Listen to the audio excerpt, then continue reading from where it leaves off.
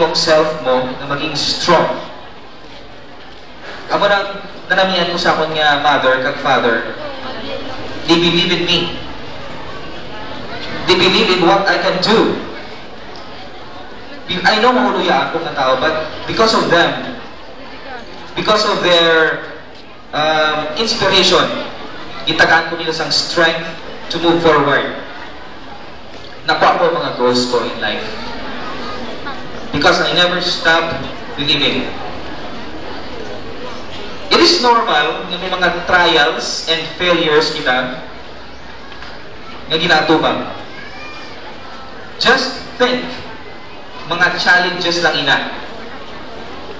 Mga challenges lang na sa aton. Ang maraming kinasiling ko perme, pabay iya ang imong problema, nga magproblema sa iyang problema. Tupa nyo? Hambali ang imong matupad, kung sino tupad mo. Pabay magproblema, ang imong problema sa iyang problema. Go!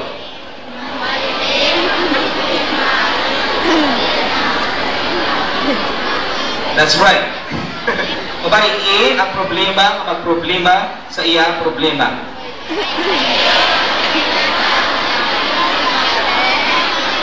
Very good children.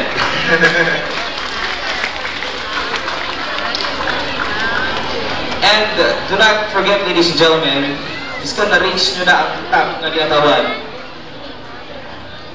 Never din siya ano ka mo mamingsar nga kung sino ka mga sitikalon, kung sino ka mga artista nga gwapo, nga do si bayani at bayani nga ng tsura Japon.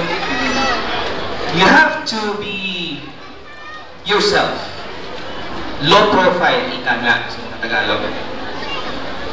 Is ka na nakuha mo ng tanan, maybe mayara ka pa kulang. That's why low profile lang kita. That's why there are 3 things. If in case magputol ka mo sang manager sa isang company, ma-apply ka mo, may interview, di ba? Sa interview, magputol ka muna. Jonathan, may Jonathan, di wala? Mayara? For example, si Jonathan, tanda sa ako ng paktan ko, may Jonathan, gilid. Alright, Jonathan, describe yourself. Sa taran ko kinanga job. Grabe ka daw ni Jonathan.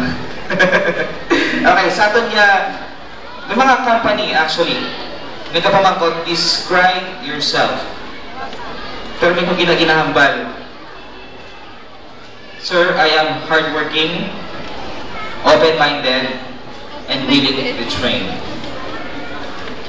Kita sining nga damo ka ng experience.